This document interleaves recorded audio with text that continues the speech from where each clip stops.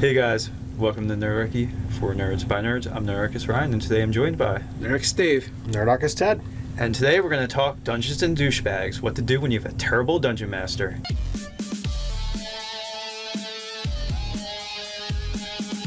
Jump down the description below where you can find Nerdarchy the newsletter, game nerdy tips for your RPGs, as well as learn how to game with Nerdarchy. All right, so bad DMs, we've all been there, all done that, and we've had them, we've been them. Well, let's categorize it, because there's several different ways that a GM or DM can be a bad DM. Yeah, let's not talk about the people that are just like learning the rule set and just trying to figure out how to run a game, but people that just run games in terrible, terrible ways. Yeah, that, make you feel icky and want to shower after you I feel play. like they're all worth mentioning, though, and maybe addressing a little bit, because someone might need some help. Yeah. Right. You have the inexperienced GM, you have the inept GM, and then you have the GM that it's not so much that he's a bad GM, but he plays the game different than you. Right. Well, but sometimes so drastically different that you're like, who the fuck do you play Dungeons and Dragons like? Like, where are you going to find a group of people that want to play a game like this? They're out there somewhere, I'm Maybe. sure. Oh, yeah. Unfortunately, Maybe. There's also the killer DM. Yeah. Right. For all types, there is somebody out there looking for that style of game. And I think there are. I'm fucking. It's just a matter of finding the group that is going to match your playing style and your level of enjoyment. So this is something that comes up in the comments over and over again.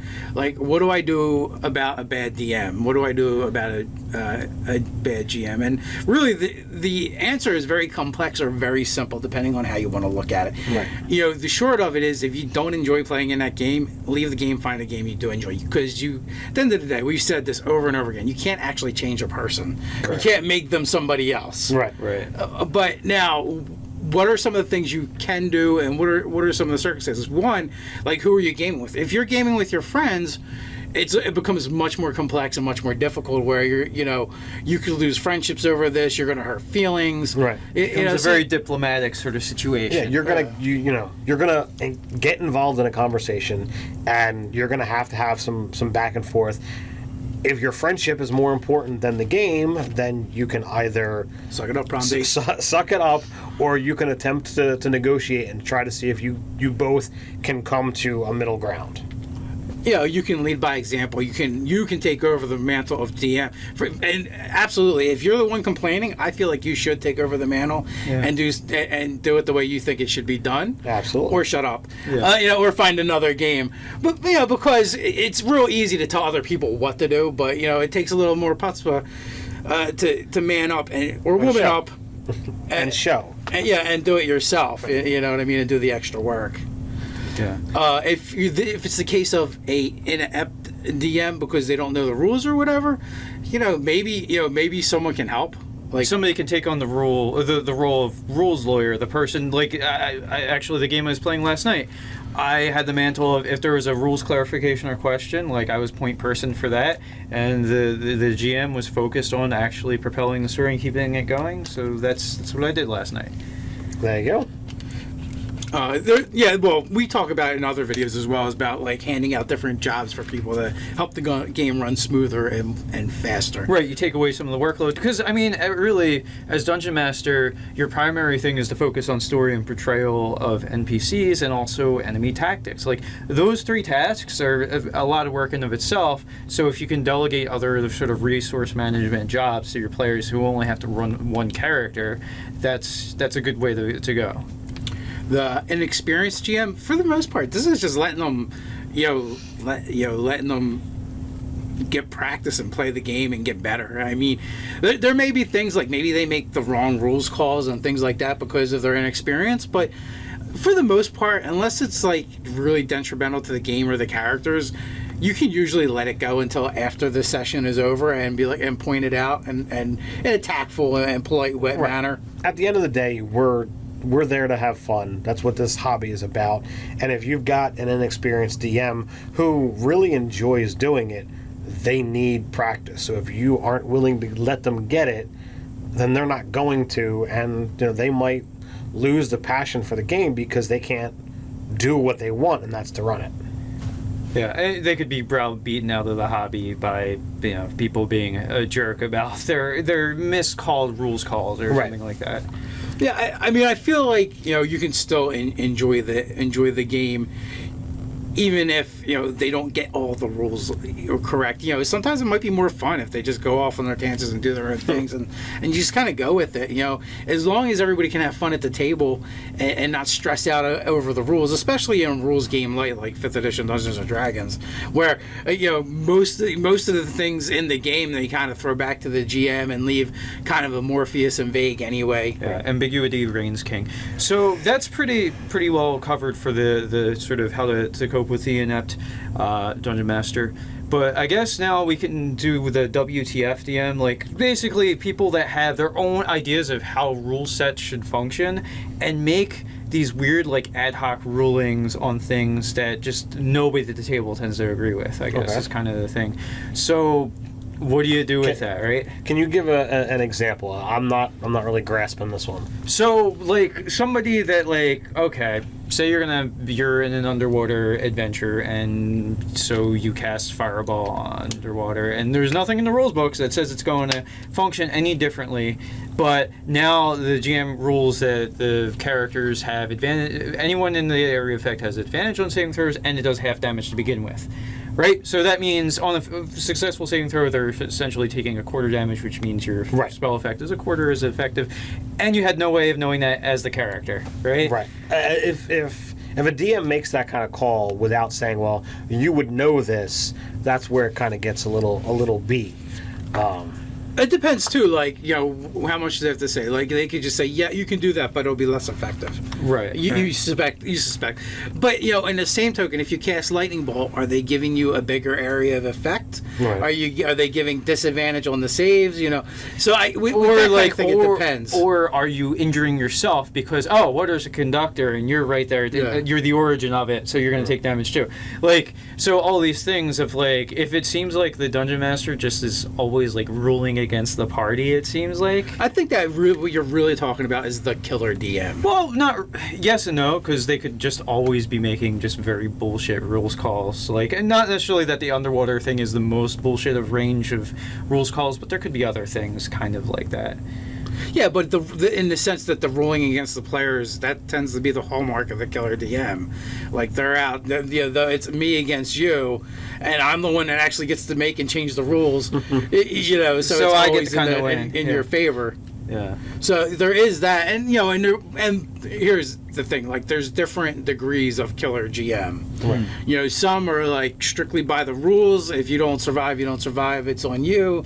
It's not me. It's them. Well, and to be fair, as you've pointed out, as the one sitting behind the screen, you have access to every monster you want. If you want to kill the party, it's not that difficult to do. It's easy to throw out a challenge that will wipe out the party. No way, you can just grumpy cat it. A rock falls, you die. Good. Well, I mean, literally, there's not even if you want to be a killer GM, there's not even any fair about it. A mountain rains from the sky, falls on you all, and you're all dead. So I win. All killer GMs have their own honor system that they play by. They're lawful evil to degrees. Now, when I got involved with this group, you and our friend Steve were that kind of hard DM where it's you die. Actually, that's a perfect example because the difference between me and Steve was still huge. Right.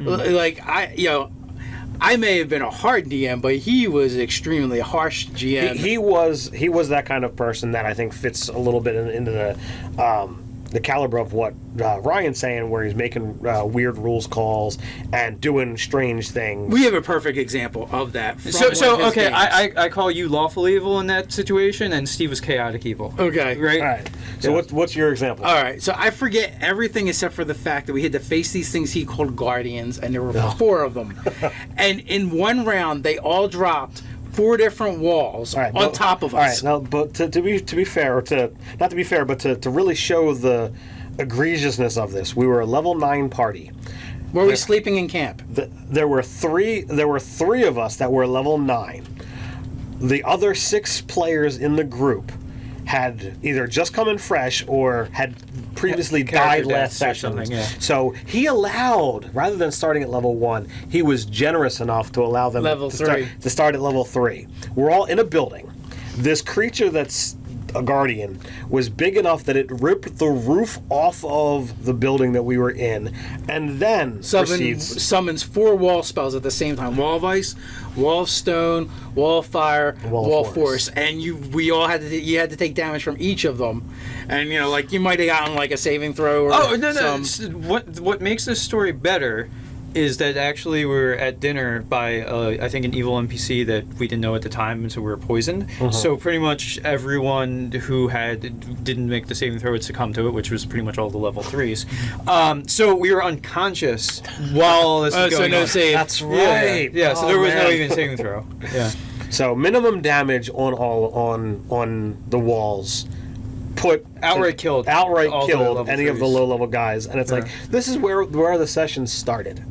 Yeah. So for 5 hours, the people that didn't have characters, the only thing that they had to do with their time is work on their next character. That he was going to promptly kill. Yeah, but he's probably gonna be generous again and let him be level 4. Maybe. I don't know. 4 is a bit rough for him. Yeah.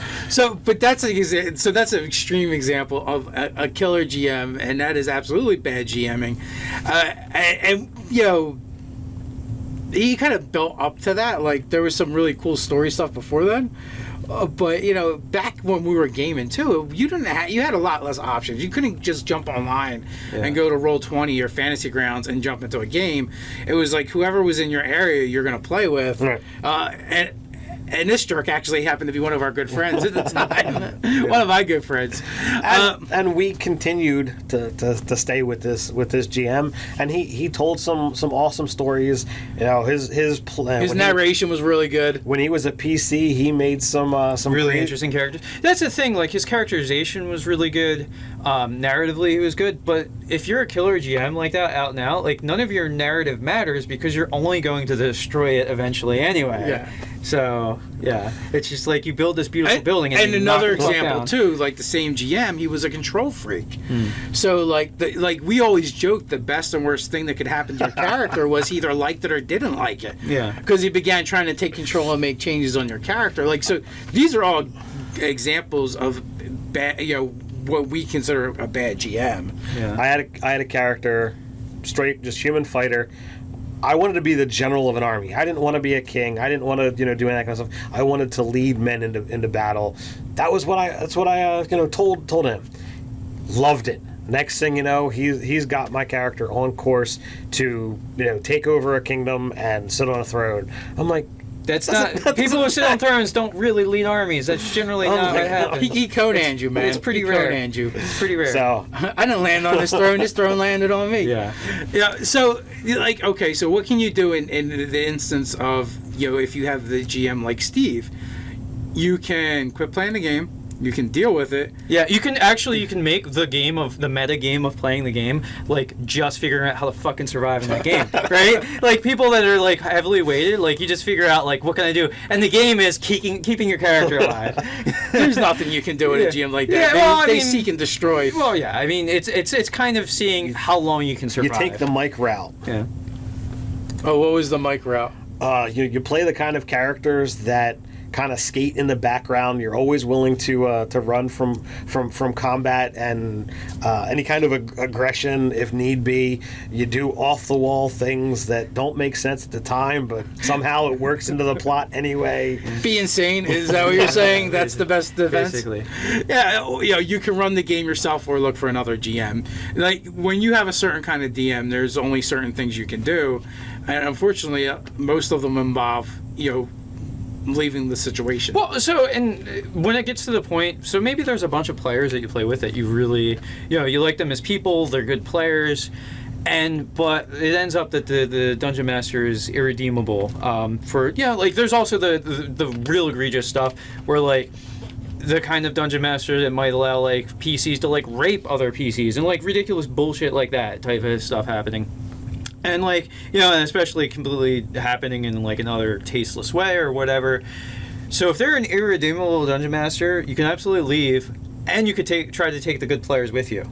Like, start your own group. Get these people that, like, hey... it's like when you're a hairdresser and you're working someplace and you're really good at what you do, you leave, you take all your clientele. Yeah, or any sort of thing that has a client base sort of thing. But yeah, like, you can either run the game yourself start a new colony or promised land with this group of people, or maybe you guys try to find a new, better dungeon master. Basically, you know, we had examples of a lawful evil who would run pretty close to the rules, but kind of a killer GM. Chaotic evil that, like, rules are more like guidelines. And then, like, I think the dungeon master should really strive for more of a lawful, neutral sort of take, where they don't really give a shit how things go. They I just think try you're a to little educate. awful in the chaotic evil, though. Yeah. The rules is a guideline. No, rules are something to look at and laugh at. Yeah, right, yeah.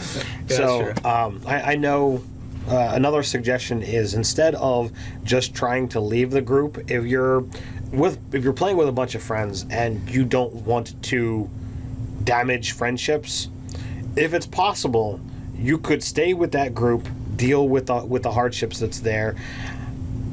I know it can be painful at times, but seek another night that you might be able to get some of those people and start another group. Try to see if there's anybody else that you might be able to pull in, and as that group builds, you might be able to wean yourself off of the other group and strengthen. If the dungeon master is a friend, though, I guarantee you he's going to eventually find out about it, and then, like, oh, you're gaming this other night and didn't invite me to it. Like, I mean, by that point, you might as well take the tact of you running the game yourself. Well, that's true. And at least as a PC, there's not that much. Well, I mean, they could be. The damage is mitigated. Yeah, they could be unless they're like a major wrench thrower as a player as well. Mm-hmm. But otherwise, like, that's kind of the only tact if you want to preserve friendships, because you start that second game and they're gonna get wind of it. It's gonna happen. And going back to Steve, like, even though he was a killer GM, as a player, his characters might be outlandish, but they always conform to the game. Right. Yeah. So he wasn't a problem player. No, he was only a problem player once you get him behind the screen, and once then you he's put like, on- unlimited power. Yeah. When he put on the red robes and grew out those, like, Sideburns and gray the beard, long yeah. sideburns, yeah, It was all over. Yeah. So, guys, in the description, or not in the description, that's where we write, not you. In the comments below, fill us in and fill them up with all your horror stories from bad GMs. Or what you've done because you've had one. Or because you are one. Yeah, there you go. Or, yeah, maybe moments how you reformed from being one. Yeah, do we have any reformed Redemption bad stories. GMs? Let us know in the comments below. While you're at it, like, share, and subscribe. You can check us out over on nerdarchy.com. You can also find us over on Twitter. So until next time, stay nerdy.